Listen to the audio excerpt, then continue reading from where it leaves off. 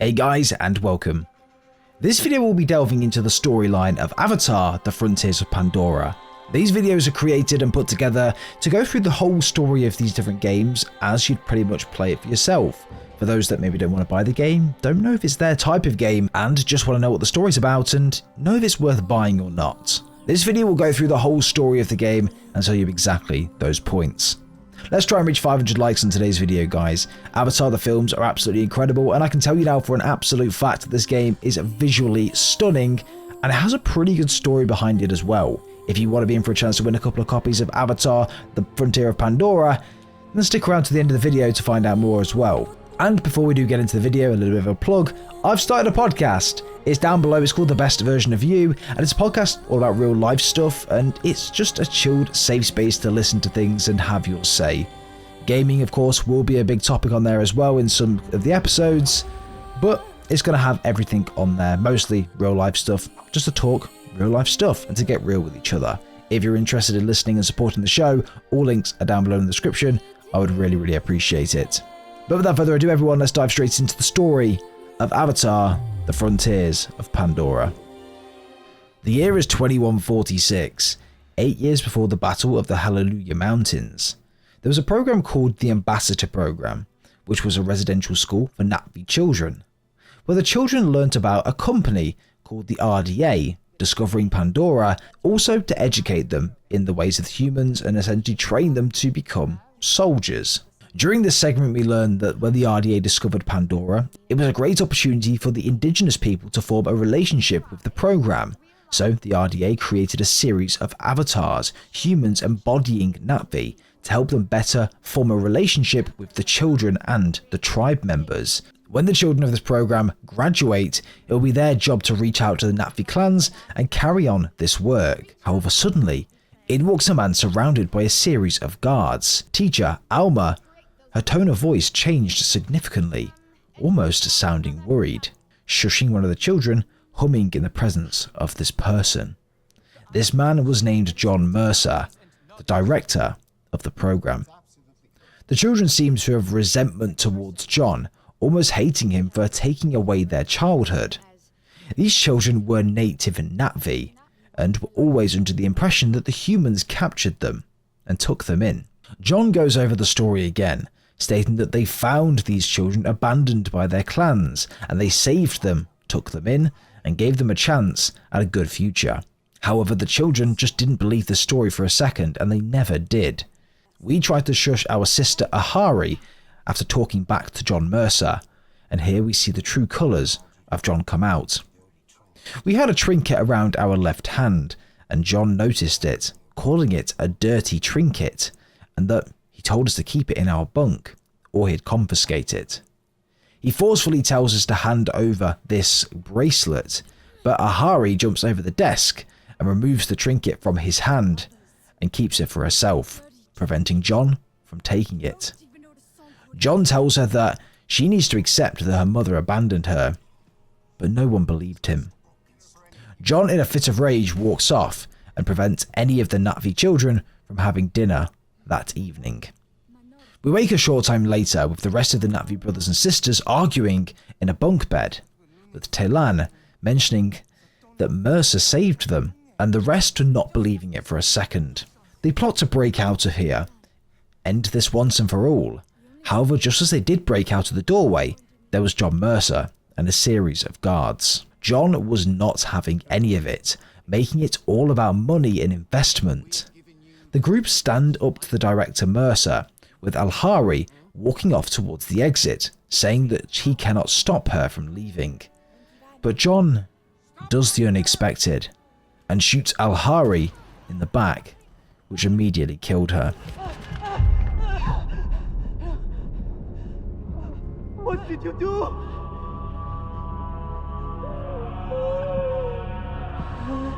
No.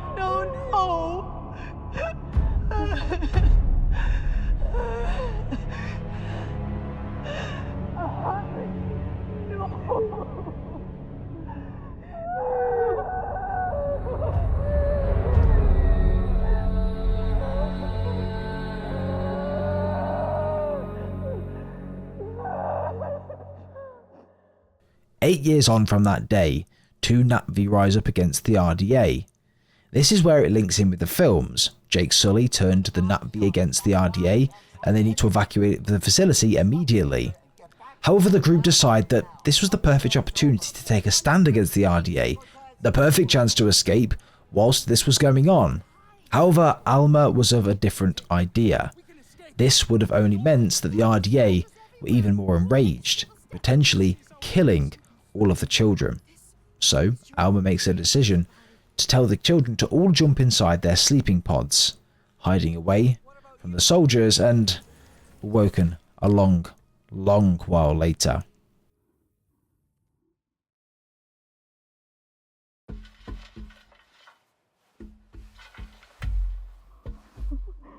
You made it. I thought I lost you. All of you. What's going on? However, they weren't woken by the RDA, but by other native Na'vi members. Our character was referred to as Saran 2 by another Na'vi member that came to save them, a name that we'd not been referred to as before. This was the name of our original clan, Saran 2, with Alma there too. It was time for us to get out of here once and for all. As we're making our way through the facility, we run into a room where a doorway explodes and walks out Mercer and a series of guards. He requests the soldiers to hunt the children and kill them if he sees them.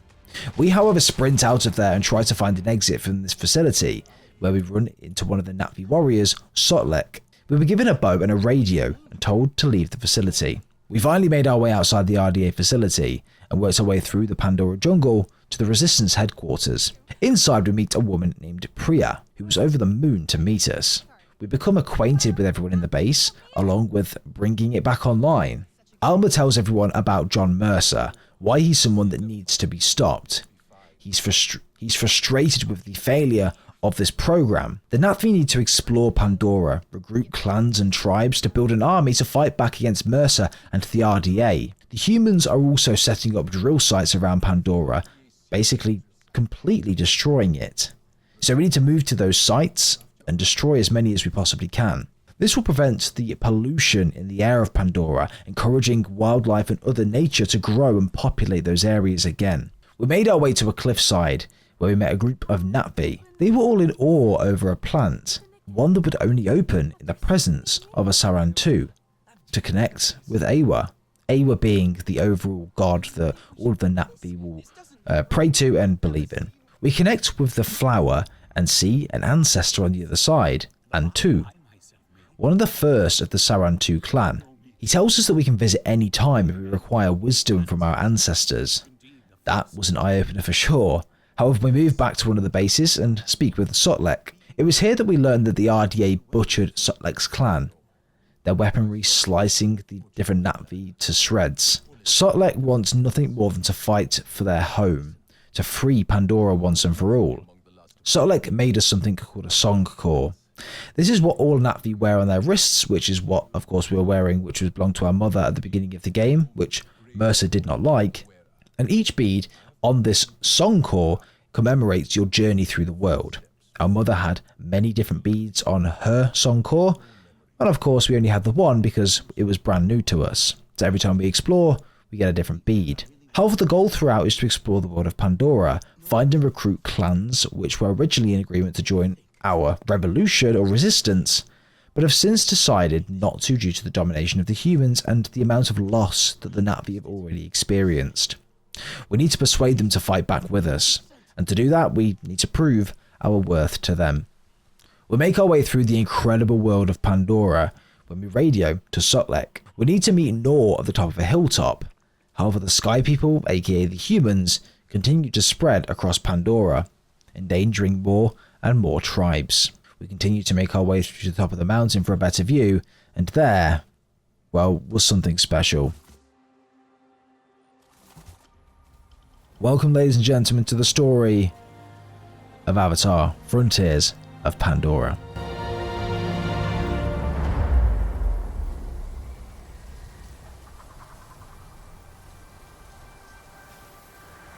Nor was camped at the top of this hill. We speak with him and persuade Nor to fight for Pandora, but then suddenly in the distance, explosions. RDA are heading towards one of the western camps. Nor will make sure the HQ is safe, however we need to go to that camp and save as many as we possibly can. We finally made it there and it was bad. Casualties everywhere. The camp was completely destroyed. They were looking for us. Alma and Sotlek were there. Sotlek needed help in luring away the RDA. However, whilst Sotlek is away, we notice another Natvi swoop in on an Ikran to help us out. And finally, we meet the warrior named Itua. However, she stood in her tracks, bewildered when she looked at us.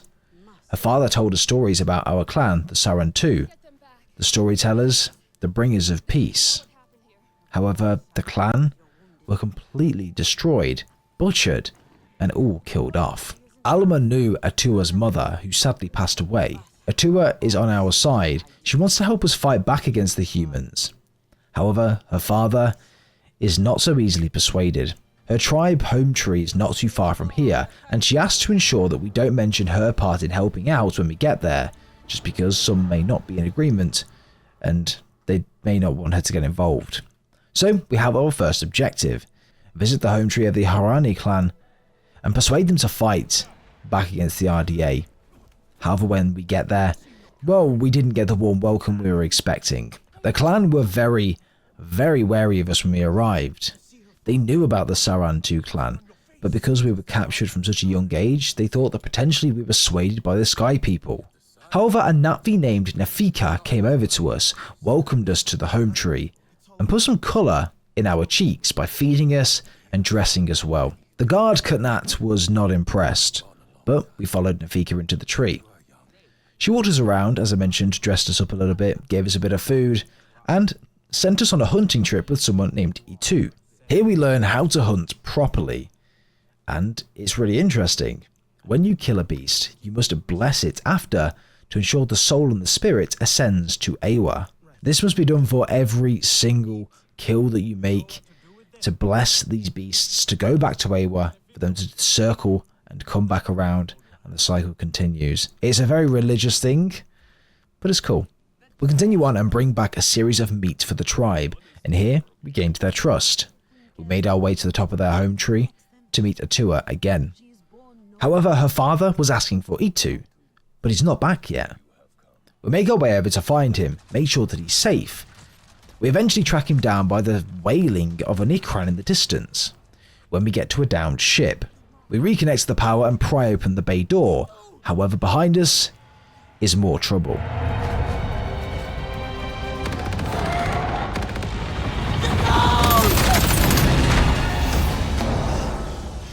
We find our way inside, and Itu is worried, sick about his Ikran. We must escape to this downed ship and save Itu's Ikran outside. We finally find a way out, and Itu, well, was thankful that we were able to make it out alive. We must, however, go and find Zome, Itu's Ikran, and we eventually do, laying down, dying, saving our life. Zome! What have they done to you, my beautiful? I am here now. Let me carry your pain, Zome. Let me help you. We have to go home, Zome. You have to fight, so we can go home together. You are not fighting. You are supposed to. Do not leave me. Please. Shh. I am sorry. But we can save her, can't we?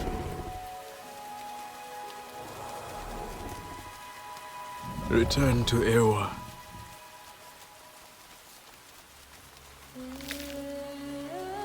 Until whispering winds lift us once more. Kindred. Zome died fighting to protect Itu and us. We leave Itu to have some time with Zome, whilst we return to the home tree to give the news of Itu's safety. We move to meet Itua and Nefika. They want us to connect to the queen of a species called the Kinglaw, basically a flying bug species that feed off the plants around Pandora. Here we might be able to see exactly what pains her and the reasons why they can't feed anymore. Itua, however, believes her father wouldn't approve of this, therefore it needs to be done in secrecy. We gather a nectar needed to perform a ritual and make our way to the ritual site with Itua and Nefika. The Kinglaw are those bugs from earlier that Itua introduced us to. We connect to one of them and we're allowed to see from their perspective. The queen gathers the rest of the Kinglaw, guides them to flowers to feed, flying through the overgrown world of Pandora. However, in the distance, she sees an RDA facility. She hasn't a clue what it is, but the pulses, they're disturbing. They're agitating the rest of the hive.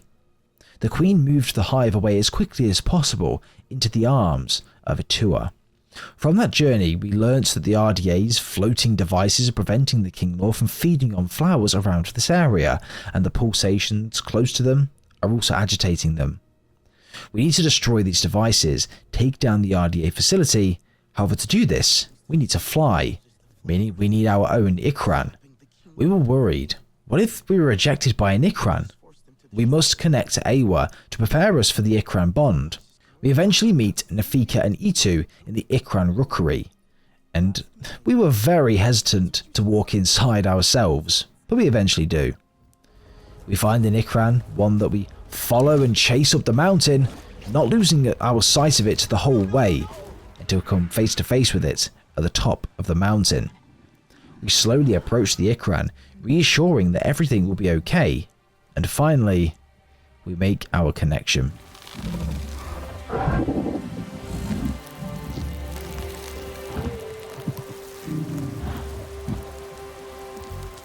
Now name her. She has made herself yours. We, for whatever reason, named our Ikran Carol and form a connection, bringing us our very own Ikran. And how do we initiate the bond? How do I... Call for her! Call for your Ikran!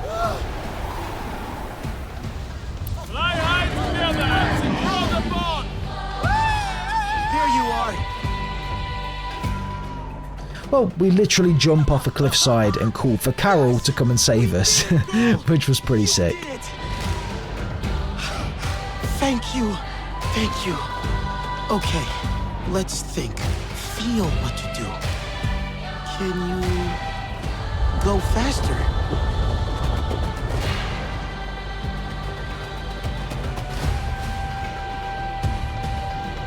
We fly with our Ikran to meet with Itua. Her father refused to help us in our journey because he didn't want to lose another family member, which is understandable, right? Her mother stood up in a resistance against the Sky People and was killed because of that. This is what is making her father be on the fence about things. However, Itua was with us the entire way.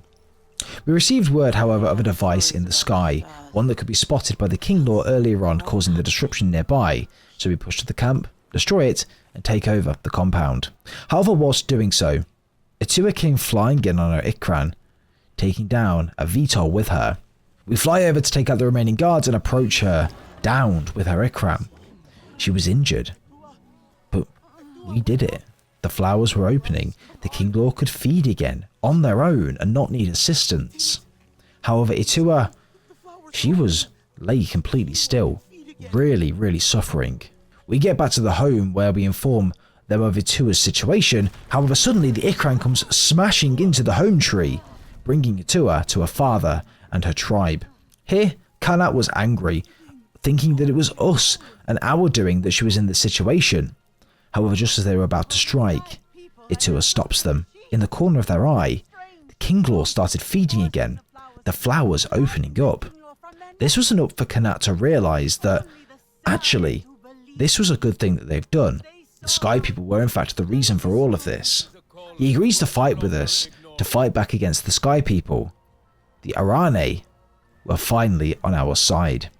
We return to base camp to tell them of the news, when suddenly we hear something outside. As we exit, a flying spear pierces the metal doorway to our left. But it was nothing to worry about though, as much as it seemed. We meet a Natvi named Nassim. a part of a clan called the Zeswa. They heard about our triumph with the Arwane, and they wanted our help too. We eventually fly to meet the clan, the Zeswa. Here we meet Minang, and again see Nassim. Here we learn to ride a dire horse. We finally approach the camp and speak with someone named Kin. He introduces us to someone named Pasu, which translates to berry in Natvi, just because they're his favourite things to eat. We even get the opportunity to smear one on him, and he loved it and his eyes darted straight open, startling us, but it was really cool. We return to the Zeswa camp and speak to Nassim and Minang. We're not really able to call our Ikran here, just because the winds in these plains are so heavy. We need to find the riders, get them to teach us how to call our Ikran in this place, and ultimately stop these high winds, which we can only presume is caused by the Sky People. However, we came across an RDA camp, whereby they keep these animals and wildlife caged up, ready to sell on to other Sky People. The camp leader is someone named Harding. She's known for her cruelty overall. She was the personal security guard and the head of security for Mercer. We find a warehouse out in the plains, one where we can hear transcripts from John Mercer and Harding.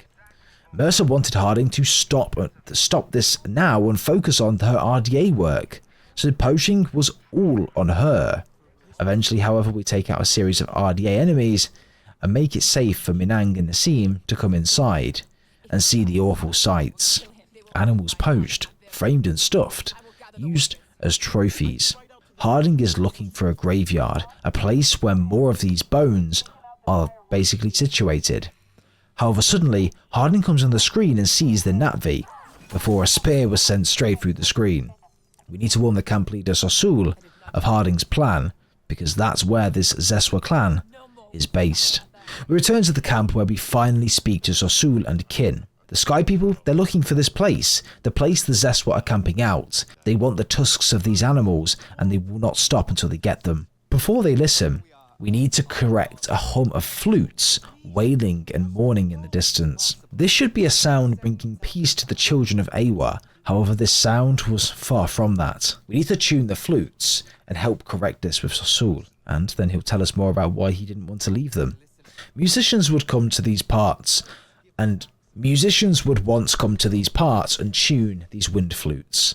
These flutes are work upon generations of tribes, and once tuned, it brings peace to Awa. We travel around and tune the flutes, however we hear a distress in the distance. Minang was in danger, so we ran over to her, and there she was with Pasu. Pasu, however, was just lay there, tusks completely ripped off, fire surrounding him. Pasu was dead and killed by Harding's people. They hacked off his tusks for their own personal gain, despite Mercer ordering them not to.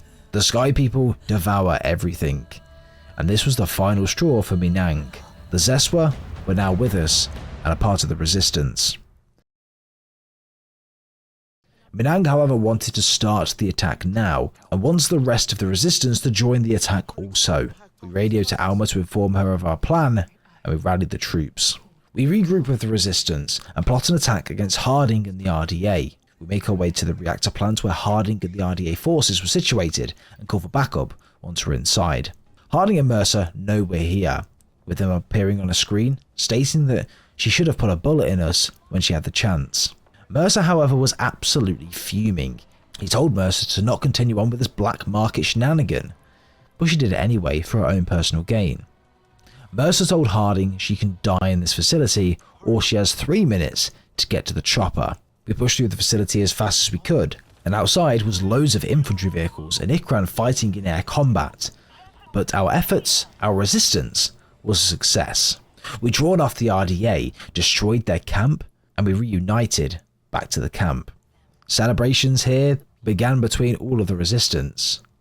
We walk inside, good music playing, food everywhere, and just good vibes all around. Here we meet someone named Billy Nash, who was a good guy, but he was a part of the RDA originally. One of a few of the good guys.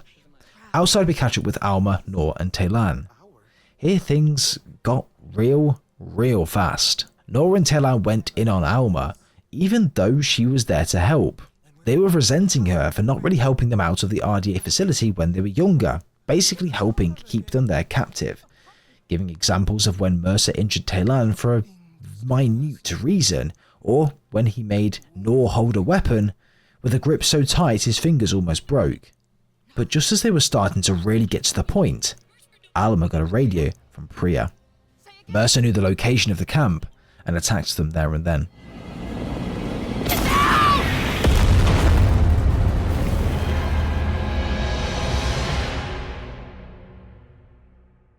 Mercer found us, captured us, and took us to an RDA facility.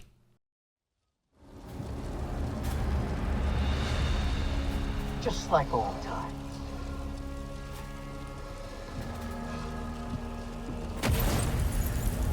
I want this one locked up.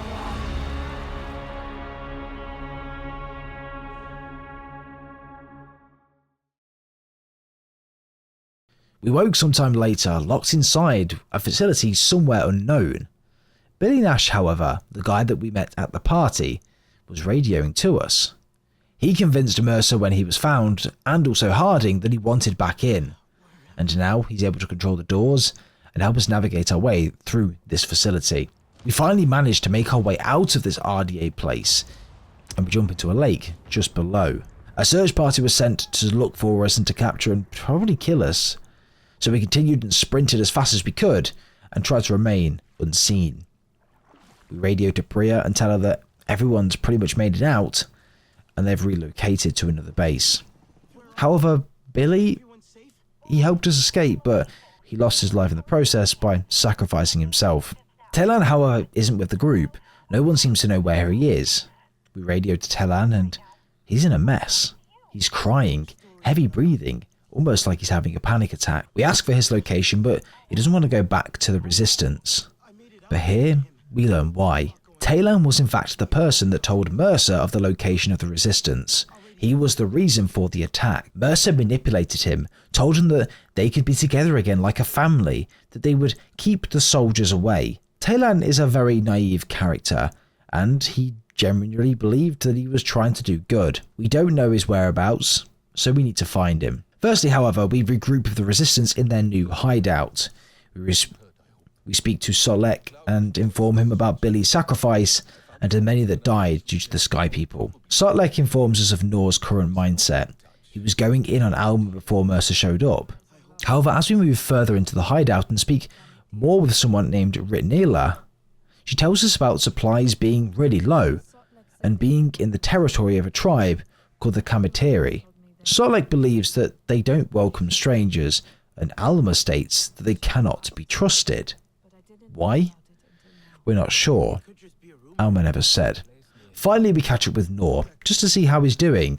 He seems okay, but the Kamateri, in Noor's eyes, are reclusive.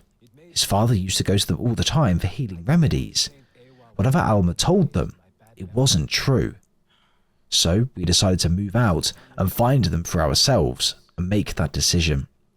We come across a Natvi in need of help. We save them and have a chat with them. He immediately notices that we're Saran too.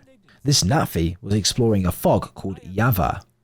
No one knows what caused the fog, and it came just after the Sarantu left.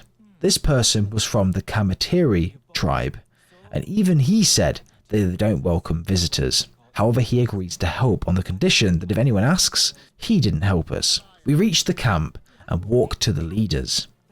You can hear them discussing the Sarantu in the background and muttering to themselves and between their friends and family, with someone named Mokasa accusing us of lies that the Sarantu were all dead long ago.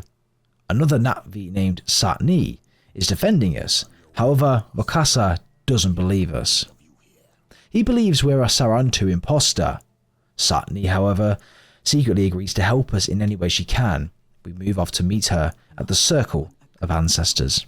Here we learn that the Kamateri clan were blamed for the death and the disappearance of the Sarantu. Anufi is a Natvi we must find. Mokasa forbids anyone from seeing her, but maybe seeing a Sarantu will bring her back. Anufi is someone that's able to conjure any healing remedy. She's a herbalist, so she will be great to try and heal any of the injured back at the Resistance home base. So we make our way to find her home, to see if she's going to agree to help our injured. However, we find our way inside her place of rest and, well, finally speak to Anufi. Anufi, however, was weaker. Anufi was also missing a hand. She blames herself for the destruction of the Sarantu. She thinks she's the reason for the Yava as well. We know for a fact that it was the Sky People, but she spent all of this time being told that it was her. It was going to take a lot for her to believe otherwise. We radio to Nor, telling the situation. Nor says this doesn't make any sense. The Kamateri were always very helpful, so why did Alma say that they couldn't be trusted? We return to Zahmil and ask why Anufi wouldn't help us, and well, she just wouldn't tell us. However, there was another herbalist named Seul. This was a secret herbalist that we must not let anyone know about. We reached the hideout of where Seul was meant to be situated.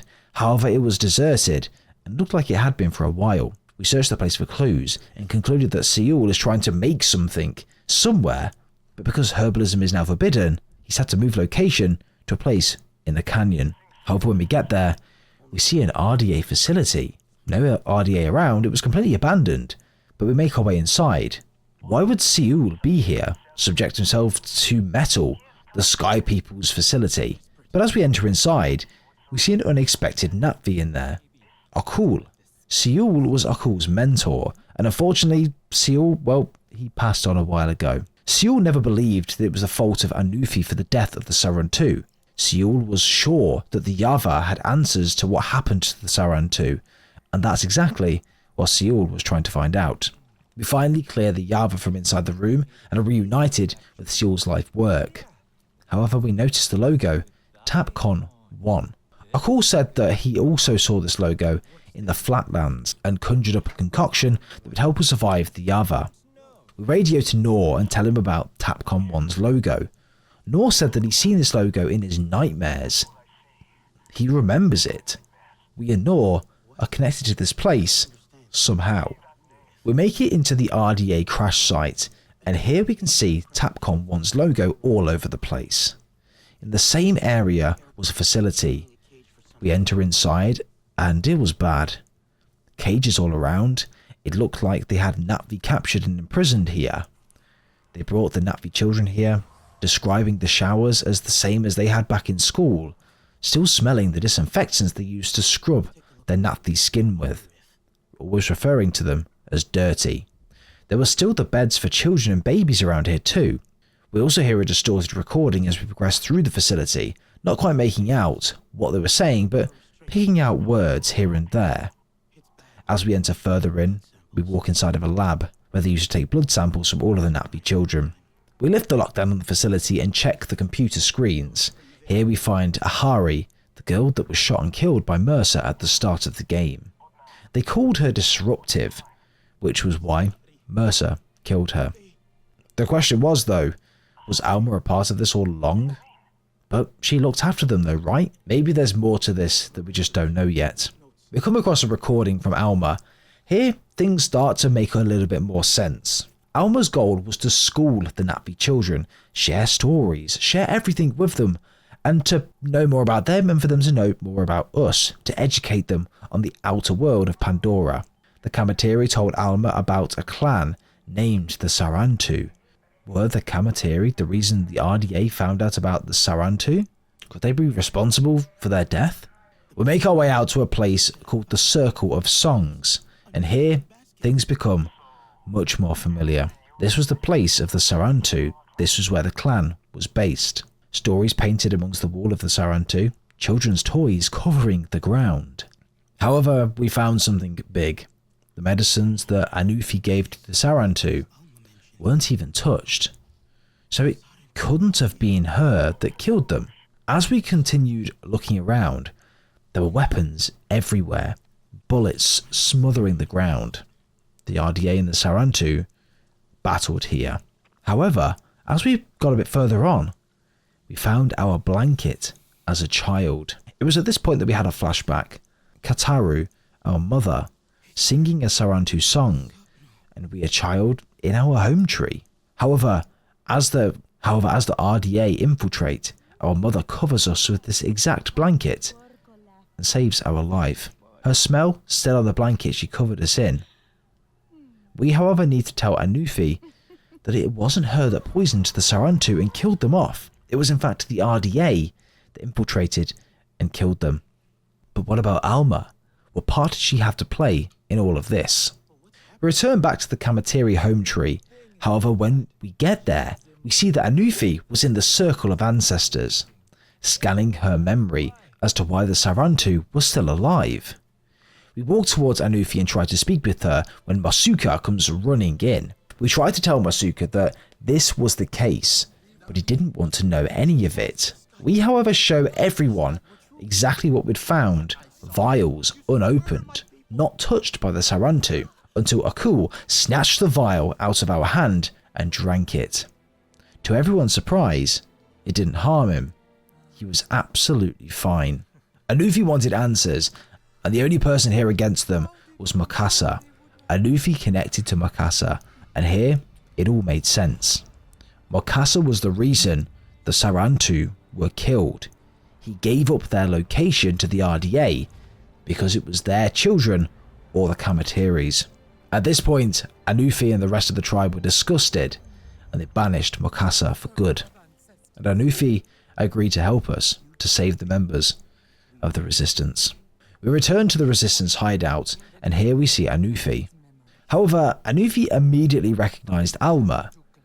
She was the one that Mukasa told about the location of the Sarantu clan. She was the reason they knew their location. Alma wanted their children. The ambassador program was meant to save lives. However, Noor had heard enough and stabbed Alma in the stomach. Alma, however, wants to show the group the truth, the real truth. They made their way to the circle of ancestors. They all connect to the tree and play the memory there in them. Here is where it all starts to make more sense. We ignite a bonfire in Alma's vision, and here we see a party, the Sarantu dancing, and then Alma on a chopper with Mercer. Alma was set on doing this for the children. They are helping them. Mercer was convincing. He made it out that this was nothing more than helping the Sarantu tribe, even seeing the children that were taken at the start of the game, us, being told stories of the Sarantu clan as we moved through. The soldiers approached, however, and when they got there, Alma witnessed a massacre. However, Alma wanted to take the children to save them, as all of their parents were dead and killed by the RDA. They take them back to the RDA facility, and that's where the game begins. Alma, however, died under the tree of ancestors after showing us the truth. Her body, her Natvi body, was buried by the Kamatiri. However, her human body was still alive, and she was still with us. However, it was time. We return to the resistance hideout and plot our attack against the RDA and Mercer. Mercer's next excavation will destroy much of the lands of Pandora, blow it up completely, and all of the tunnels below ground. However, his base is indestructible from the outside, going straight in. We need to find a way inside and destroy it inside out. However, the power of the four tribes, the Arane, the Zeswa, the Kamatiri, and the Sarantu, all joining forces, we can do this. However, we cannot hit the base head on. The plan is to disable a drill with a charge attached to it, and from that point onward, infiltrate the site. We battle our way inside and move toward the control room, and inside there was Taylan and John Mercer on the screen. Here we confront Taylan, tell him that many died because of what he did. However, he was just naive and didn't want anyone to get hurt, so that's why he decided to help Mercer. He wanted it to end, and Mercer assured him that it would. But suddenly, Harding came running into the room. Taylan tackled us to the floor, however. Harding and Taylan left the room, and in our hand, Taylan handed off to us a flash drive. We, however, run and escape. We return back to the hideout and tell them of what we'd found. We searched the drive that Taylan gave us, and it contained blueprints for Mercer's RDA base. Taylan came through to us, but he finally figured out who the real good guys were. The drive pointed towards a series of tunnels below the base, with one entrance standing out, a cave. We make our way over to the cave to end this once and for all, and as we make our way through the cave, communications from the outside start to fade. We're all on our own. We finally get into the control room, and there is Taylan. He helped us get through into the base. He knows he made a mistake, and he wants to stop Mercer from destroying more of Pandora with these drill sites. The Kamatiri were now here as well, and Taylan opened the doorway to let them inside. Satne and Zamil and Anufi all infiltrated the site, and we need to turn off the turrets around the base to allow the other clan members from the other tribes to come in as well. Taylan assists us from above, and we take out all of the RDA that we possibly can.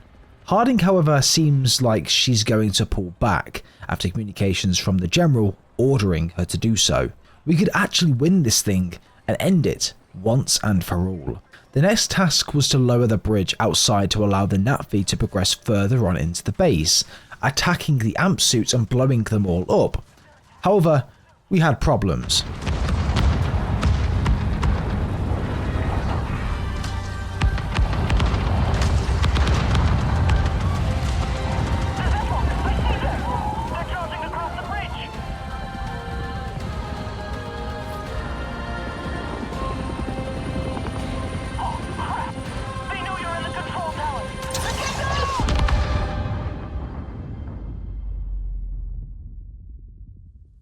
The explosion knocked us out good, and we woke up a short time later, dazed. However, we had no choice but to press on, and well, the tribes, they really came in clutch. Harding left the base, leaving Mercer alone in the base. He was trying his best to activate the drill charge, so we ran after him. Mercer, however, was inside behind the impenetrable glass. Mercer reminds us of the charge. It's armed and will blow up the base and everyone in it if we don't stop him soon. We reach the drill charge and do our best by taking out and aiming at all of the drill fuel ports. We shoot them and fend off the RDA. However, this wasn't enough. Mercer's going to the control panel of the drill to detonate it manually. However, we had the idea to move the drill charge above ground, only destroying the base and not all of the connecting tunnels underneath. This is the only way to limit the destruction of Pandora, but we're not leaving without Taylan. We reach the control room to try and manually override it, and the drill charge begins to move above ground. Taylan tells us that we need to escape, and that he needs to stay behind to prevent Mercer from manually lowering the charge. Taylan said he will sacrifice himself for the Natvi, to make all of his wrongs right. We move through the vents to escape. However, when we get inside the control room, we were clamped by a device.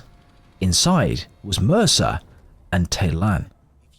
Taylan, however, was so swayed by Mercer in this situation that he would still do anything that he said, until we reminded Taylan of exactly who he was and what made him a Natvi.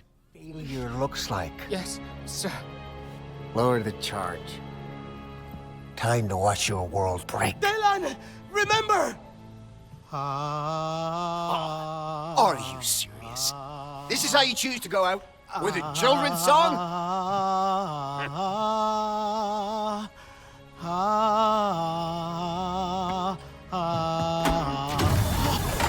Taylor! We are not children! We are not the...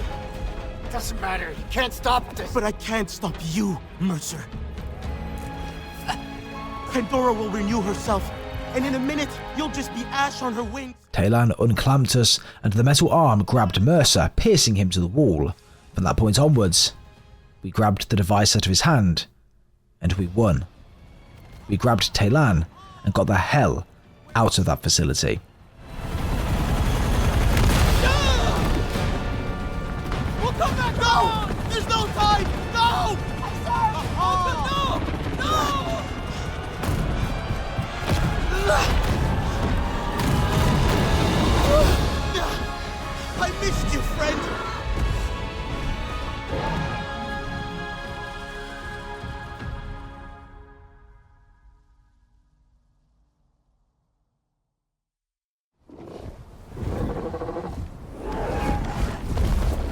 You made it! I thought... The charge! It's happening!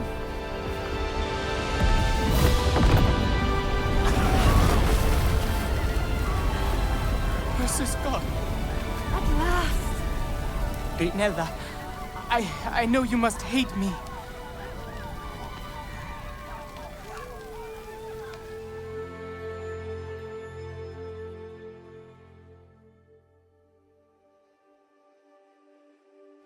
You did it. It's finally over. The RDA is still out there. But we are free. He's gone. Mercer will never hurt anyone again. And we can move on now. As a new family, right?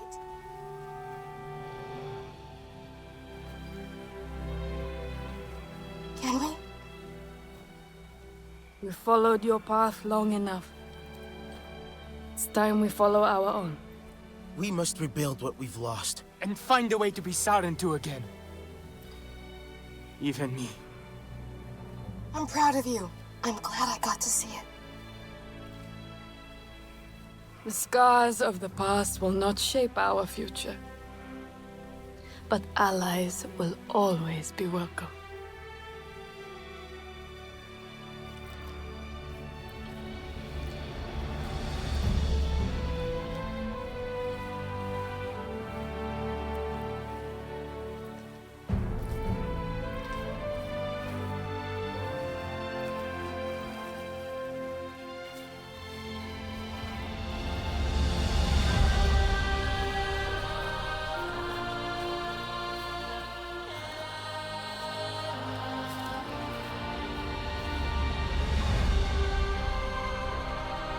Whatever comes next, we will be ready.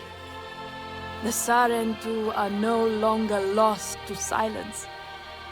We will share our stories again across Pandora. Our future. Ours to make. Together.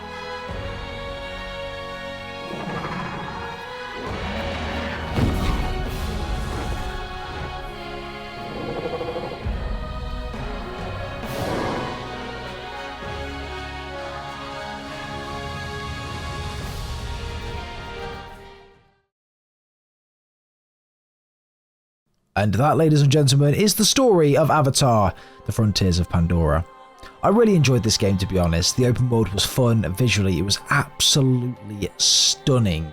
I've got to say, I'm glad the game exists. I'd give this a solid 7 out of 10. It was definitely a very, very above average game, and I'd very much recommend anyone to go give it a go if you've not already. And it's a good solid 20 hours of gameplay as well, and it's probably worth the money. But if you've made it this far into the video, guys, comment Carol down below to what we called our Ikran. It just made me laugh. So comment Carol down below if you've made it this far into the video. And I'll also be doing a giveaway if we reach 500 likes on this video for a couple of copies of Avatar on whatever platform or console of your choice. So make sure you comment Carol down below to say you got this far and to be entered into the giveaway. But guys, without further ado, leave a like if you have enjoyed, subscribe if you guys are brand new, don't forget to do so, and we'll see you guys next time.